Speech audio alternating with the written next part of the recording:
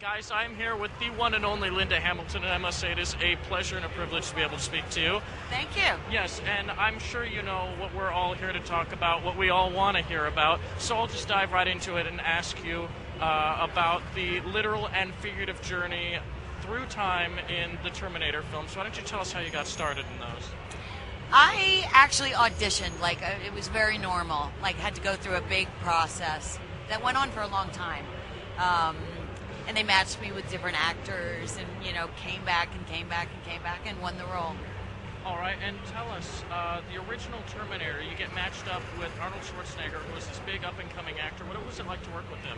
I was a little worried at first because, he's a bodybuilder, not an actor necessarily, and so the excitement factor, you think would be there, but I was more like a snob about acting, and then I saw his first day of work and saw that he was so perfect for the part, and off we went. And during the filming of the first Terminator movie, what would you say was the most difficult scene to film? The first one. Yes, we're going to move from 1 to 2. Yeah, the first one was probably in the Kern factories where we shot it in the steel, not the steel mill, but the factory. When I get him in the machine. And I think that by the time we finished filming that sequence, I had so many bruises on my body that when they had to shoot the next scene, it took 2 hours of body makeup to get the bruises covered up. Wow. And it was physical, it was mental, it was emotional. You got the hand coming at you, which weighs 250 pounds. Ooh, that's scary. And they can't really control it. So there were a lot of exciting days like that, but that was probably the one. Yes, and now we actually have some questions coming in from the viewers, and they want to know, what was it like working in the first film with all these actors and animatronics compared to the second film with a lot of CG? Equally hard, because you're imagining so much. There's so much that the actor doesn't have to work with, especially the CG part. In the first part, it was mostly robotics. And, it's fascinating, really, because Stan Winston was doing such a bang-up job, and, you would sit there and go, wow, now what, But I'd say the second one was a little harder in terms of there were so many shots for each scene that they would then all meld together to make a real, a believable scene. So you would do it over and over and over again, and you would do it with a little puddle of silver, and then a robotic, and then you'd have to pretend that it was a little more complex.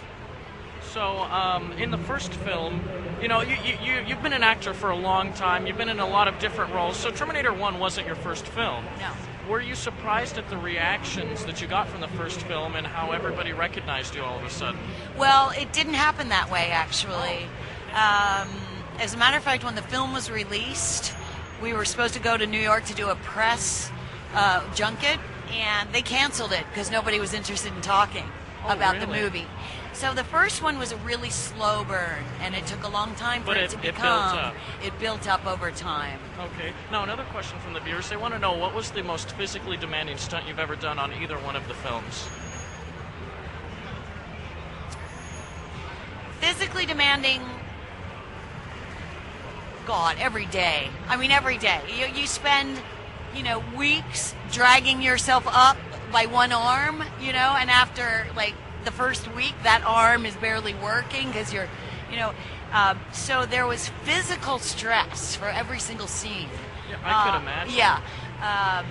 But one of the most terrifying was just a simple thing of running through a doorway that was on fire. And my hair was so long, and I was like, this isn't hair, it's tinder. Just thinking of this hair catching fire. But mostly, I would say, it was the shotgun stunt. Did you ever get hurt on the set? Little injuries. Bruises. Yeah, I mean, in the hospital, I had so many scabs and wounds on the tops of my feet from running and stopping, and it was amazing. The tops of my feet had wounds on them and things like that. I would say, take a picture of my feet because I want proof. But generally, every day there was something difficult. Oh yeah, I mean, and super action films like that, you could imagine these actors getting hurt so much. Yes. And the people the viewers would like to know, how do you feel about the direction that the franchise has taken? I don't begrudge anything, you kind of want whatever you start to go on, and I didn't feel territorial about it, that I was the only one that was supposed to play Sarah Connor. However, I don't think that they have the punch that the first two. Yeah, understandably, because the first two films are all-time classics. Yes. And sometimes the actors, they feel like they become a part of the of this movie, and they become protective of it. Yes. And so, and have you been following the spin-offs as well, like the series? I don't watch television, Okay. so I did look at the pilot episode of the Sarah Connor Chronicles because I was interested, and I love Lena Headey. I just think she's wonderful. So I saw only the pilot, and wish them the best. And I heard that they were developing the show really nicely by the time they were canceled. Oh. So but I don't, I don't. Anyone that has to step into somebody else's shoes, I think that's the hardest job in the world, and I myself have done work that other actors had done before me. I did a stage play of a film that Gene Tierney won an Academy Award for, and all that they could say in the reviews of this play was that I was no Gene Tierney. And I wasn't trying to be Gene Tierney. I was trying to be yeah. yourself. So I know what kind of job she had and how hard that would be. It's a pedigree to live up to. Yeah. What would you say was your favorite scene from filming any of the movies? Something that has really stuck with you throughout the years. Well, I loved working with my sister. I thought it was hysterical that we got to do sort of the classic acting exercise.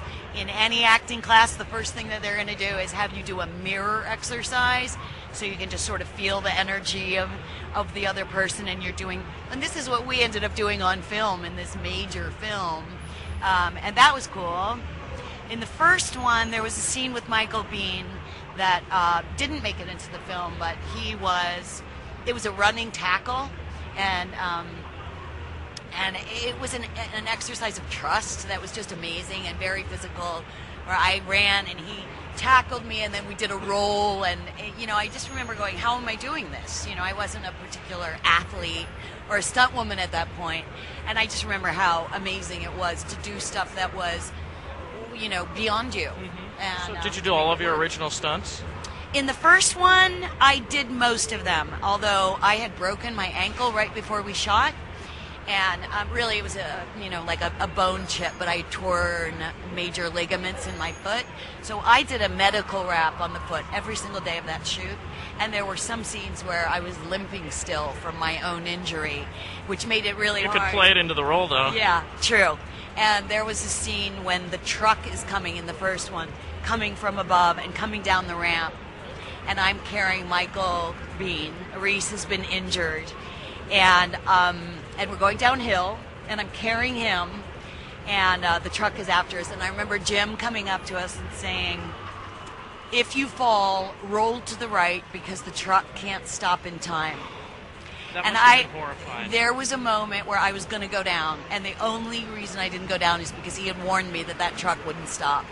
And I remember my ankle, crushing weight, going downhill, carrying Michael. My ankle just went, and you had to bent. reach deep for that one, didn't you? And I was like, I'm not going to die. So, those moments make it very alive. Fans have noticed that on the Terminator pinball machine, your artwork is the only one that isn't there. Is there a reason for that? No. No? Not that I know of. Okay. I don't remember ever saying no, or I don't know. All right. Well, to the same point, you're here at a comic book convention, movie convention, all of this stuff, and you're seeing comic books on Terminator with yourself in them. You're seeing action figures of your cast members as well as yourself. You're seeing video games and whatnot with yourself. How does that feel? It feels kind of great, to have done something.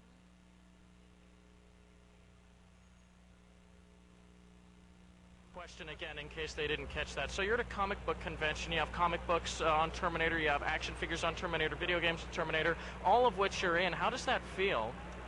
I think it's pretty good to have done something that will outlive me, other than my children, which I hope will outlive me.